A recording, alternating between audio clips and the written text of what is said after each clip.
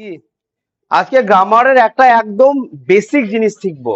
হ্যাঁ, sentence, phrase আর clause just 2-3 মিনিটের মধ্যে আলোচনা করে দেবো, ক্লিয়ার হয়ে যাবে। হ্যাঁ, সেন্টেন্স কি, ফ্রেজ কি, ক্লজ কি?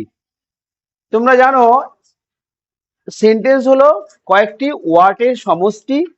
সেন্টেন্স হলো কয়েকটি ওয়ার্ডের সমষ্টি, অর্থাৎ ওয়ার্ড গুলোকে পরপর সাজানো যাতে একটা অর্থ প্রকাশ করে, সেটা হলো কি সেন্টেন্স। তাহলে ফ্রেজ কি? ফ্রেজ হলো ওই সেন্টেন্সের মধ্যেই কয়েকটা ওয়ার্ডের সমষ্টি এবং ওই সেন্টেন্সের একটুখানি অংশ প্রকাশ করতে আমাদেরকে হেল্প করে, সেটা হলো ফ্রেজ। আর ক্লজ কি? ক্লজও সেন্টেন্সেরই অংশ, কিন্তু ক্লজের মধ্যে আবার সাবজেক্ট থাকে, ফাইনাইট ভার্ব থাকে। উদাহরণ দিয়ে যখন দেখবো তখন বিষয়টা ক্লিয়ার হয়ে যাবে। আর জাস্ট একটা দুটো উদাহরণের মাধ্যমে ক্লিয়ার করে নেব। একটা উদাহরণ দিচ্ছি, দেখো। The sun say the sun rises in the east. The sun rises in the east but sets in the west. এই যদি একটা সেন্টেন্স হয়, বাট সেটস বলতে এখানে অ্যাকচুয়ালি ইটটা উজ্জ্ব থাকে, ইট সেটস ইন দ্য ওয়েস্ট।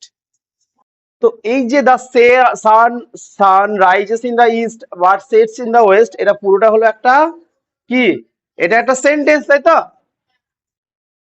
কারণ কি, এখানে একটা সাবজেক্ট আছে, রাইজেস ভার্ব আছে, আবার এক্সট্রা ভার্ব আছে, যাই হোক এটা একটা সেন্টেন্স। এবার সেন্টেন্সের মধ্যে ফ্রেজ এবং ক্লজ থাকতে পারে, এবং ক্লজ আর ফ্রেজের মধ্যে পার্থক্যটা বোঝার জন্য এই সেন্টেন্সটা আমি ইউজ করছি। যেমন the sun rises in the east, ধরো এই পর্যন্ত সেন্টেন্সটা আছে, এইটুকু নেই। The sun rises in the east, এটাও তো একটা সেন্টেন্স, সূর্য পূর্ব দিকে ওঠে।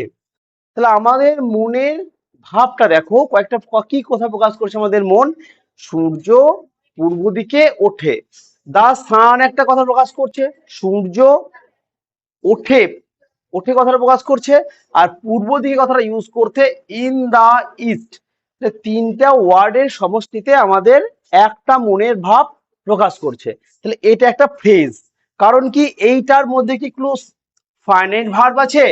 নেই। কোনো সাবজেক্ট আছে? নেই। কিন্তু আমাদের মনের একটা আইডিয়া প্রকাশ করতে এই তিনটা ওয়ার্ডই লাগছে, তাহলে এইটা হয়ে গেল ফ্রেজ। এখন the sun rises in the east but sets in the West, এই পুরো সেন্টেন্সটা যদি ধরি তাহলে দেখা যাচ্ছে the sun rises in the east এই একটা সেন্টেন্স, ছোট সেন্টেন্স, আবার সেটস ইন দ্য ওয়েস্ট এই একটা ছোট সেন্টেন্স।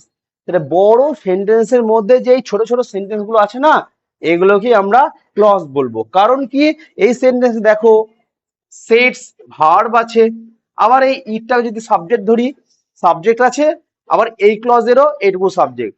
তাহলে বড় যেটা হলো সেটা সেন্টেন্স, বড় সেন্টেন্সের মধ্যে ছোট ছোট সেন্টেন্স গুলো হলো ক্লজ, আর বড় সেন্টেন্সের মধ্যে ছোট ছোট ওয়ার্ডের সমষ্টি যার মধ্যে কোনো ফাইনাইট ভার্ব নেই কিন্তু অর্থ প্রকাশ করতে হেল্প করে, সেগুলো হলো ফ্রেজ। ক্লিয়ার?